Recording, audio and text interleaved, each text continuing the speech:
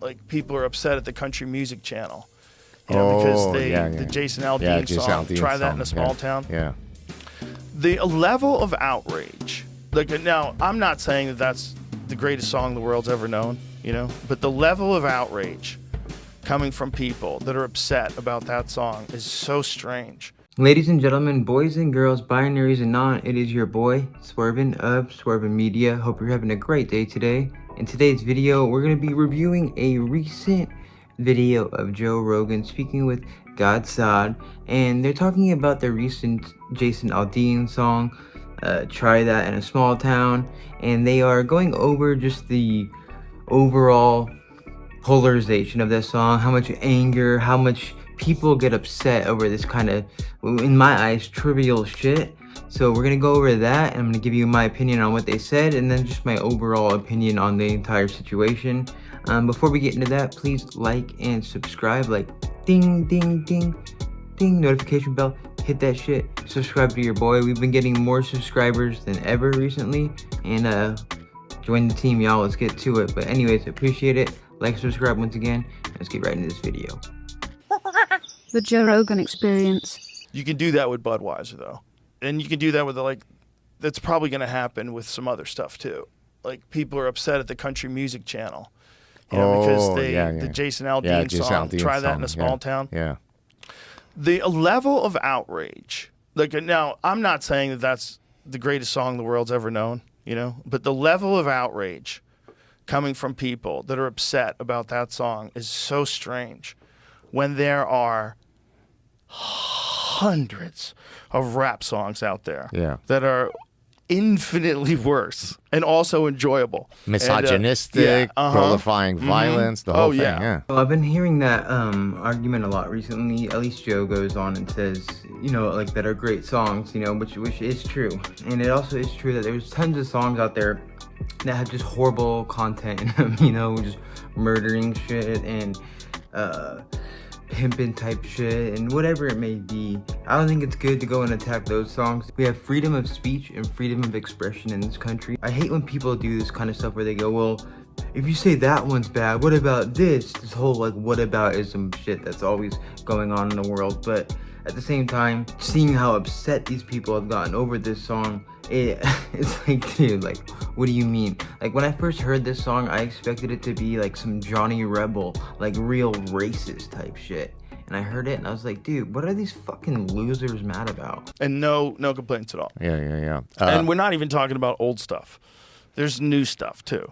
There's hip hop, there's wild rock songs, there's a lot of wild shit. And to be focusing on that one, and it's the racial aspect of it was crazy, because the real Antifa problems that were happening during the BLM, I think it was a lot of white people doing that, wasn't it? It was a lot of lost liberal whites who are very angry, who decided to take up this movement and smash things. And similar to what Joe was just saying right there, in the video, it's a lot of white people in it. It's literally, the video is white people wearing all black and masked, fucking up towns and shit during all that riot. So I don't understand where this whole racial argument and everyone saying dog whistles, because in the video you don't really see too many black people. You see a bunch of white people wearing all their fucking black and whatever. And even when you bring that up to people, they go, yeah, but we all know what he really means by that. We all know what he means by showing that. We know who he's going after. Not everything has some huge meaning behind it. And this song, it should not be getting this much airplay talked about. It's not even that good of a fucking song. Honestly, it sucks. I hate the song. And it's just bullshit, because this blows up the song way more. It gets way more spins. Now, because of all this polarization, of course, I had to listen to it. And I guarantee a bunch of people are just like me, where they go, well, I guess I have to check this song out now. And it's just an overall disappointment from the people who are all fucking meh about it, and then the other people who are all rap songs, there's a rap song. It's like, dude, shut the fuck up. So, the racial aspect of it, there's nothing racial about the lyrics. Or how about the Tracy did you see the Tracy Ullman controversy? No, I did not. So she wrote in I don't know if you remember, I think it was 1988, she had this iconic song, Fast Car. Yes. Right. And then this, I guess he's a country music Tracy singer. Chapman. Chapman. Did I say Ullman? Oh, she's an actress, right? She's a comedian. Yes. Tracy Chapman. Thank you. Yeah. And then this singer asked for her permission, I guess, to do a cover and so on. It's amazing. And then people came out that the white guy is usurping this.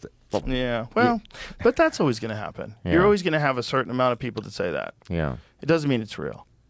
It also, and apparently she's happy that he's doing it.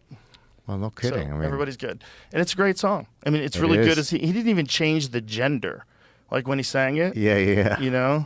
Yeah. I can become a checkout girl. He says checkout girl. Right. Yeah. Yeah. I totally agree with what Joe said. It's just always going to happen when they're talking about that song where, it was originally a woman's song, then a man did a remix to it. And one thing I don't understand, because this kind of shit happens a lot. So whenever it's, okay, we'll just make up this scenario right here. So say there was like an original role or something that was played by a woman, or a song who was made by a woman, and then a man comes out, let's just say he's white, and he does a remix to it and puts it out. A bunch of people will be so angry about it, saying this is some typical colonization type behavior. But then let's do this scenario. Whenever there is, let's say, someone who was a man and then transitions into a woman and gets into some kind of competition, whether it be sports or beauty, and they come in first place, that shit gets cheered on by the same people who are mad at the white person for colonizing that song, versus when the transition person will basically colonize whatever sport or beauty competition it is, but they cheer for that shit. So it's like the mental gymnastics. You fight for the one for it to not happen, but the other one needs to happen. I don't understand it, and it just really will start hurting your brain.